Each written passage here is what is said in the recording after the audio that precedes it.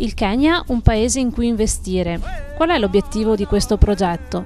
Questo progetto ha l'obiettivo di riuscire a promuovere l'attività delle nostre aziende padovane presso nuovi mercati, nuovi paesi. In un momento in cui l'economia mondiale conosciuta, occidentale, è in crisi, è importante andare a cercare nuove opportunità fuori. Tanto vale farlo in paesi lontani dalle solite mete come l'Est Europa o l'Oriente, già ormai colonizzate da grosse multinazionali, andare a cercare paesi in cui ancora con pochi investimenti economici è possibile ottenere dei buoni risultati.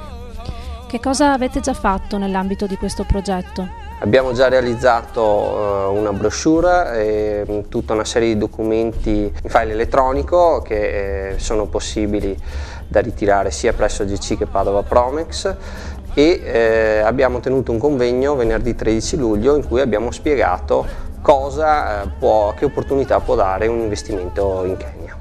Le prossime azioni invece che andrete a svolgere? La missione più importante si terrà dal 24 al 28 di settembre a Nairobi, dove grazie a Padova Promex riusciremo a portare un gruppo, speriamo nutrito, di aziende a vedere e toccare con mano quali possono essere le opportunità di business in Kenya. Perché proprio il Kenya? Il Kenya oggi rappresenta nella zona subsahariana uno dei paesi più stabili in quella zona. Dal 2007, dopo il problema che c'è stato dopo le prime elezioni libere, ha comunque conosciuto una sua stabilità politica ed economica. Ha una crescita che varia dal 6 al 7% a seconda delle fonti annue, ha un reddito comunque pro capite molto basso, $1.600, e il 40% di disoccupati.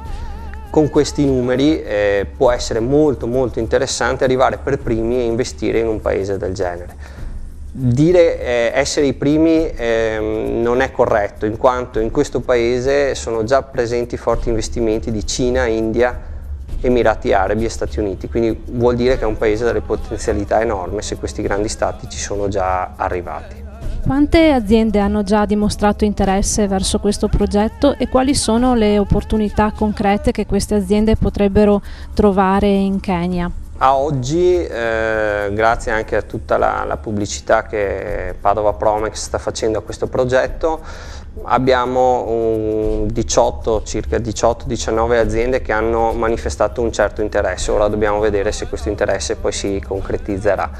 Le opportunità sono in tutti i settori, andiamo dal classico e più conosciuto turismo, in quanto è in forte espansione, quindi c'è la possibilità di creare nuove strutture, quindi edilizia, ma anche arredamento, perché poi ovviamente quando uno fa una struttura alberghiera bisogna anche arredarla, e quindi mobili e quant'altro potrebbe essere una fonte di export.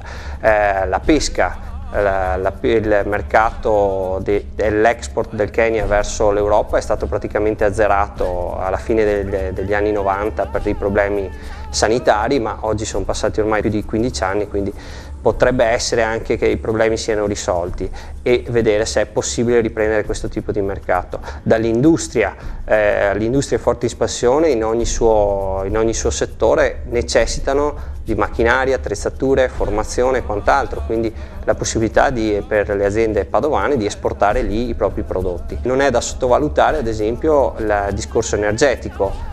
Il Kenya non ha una forte rete distributiva, ha un'autosufficienza dal punto di vista produttivo, ma ha una scarsità di rete distributiva. Questo rende importantissimo ad esempio l'autoproduzione, pannelli solari e eolico. Potrebbe essere un mercato in fortissima espansione nei prossimi anni per tutte le aziende, e lo sappiamo che nel Padovano esistono aziende molto importanti in questo tipo di settore. E non da ultimo l'agricoltura. Il Kenya è uno dei maggiori produttori di tè, ha una forte produzione di cocco, di papaya, di ananas, banane, quindi frutta tropicale. Ci può essere l'opportunità di andare a trovare nuove aziende per poter poi importare e commercializzare qui in Italia il prodotto. A chi ci si può rivolgere? Ci si può rivolgere in primis a Padova Promex, che ripeto è grazie a lei che se questo progetto è nato e si sta sviluppando, oppure ad AGC, che è l'Associazione Generale delle Cooperative Italiane, che ha svolto la parte più operativa nel realizzare e nel seguire questo tipo di progetto.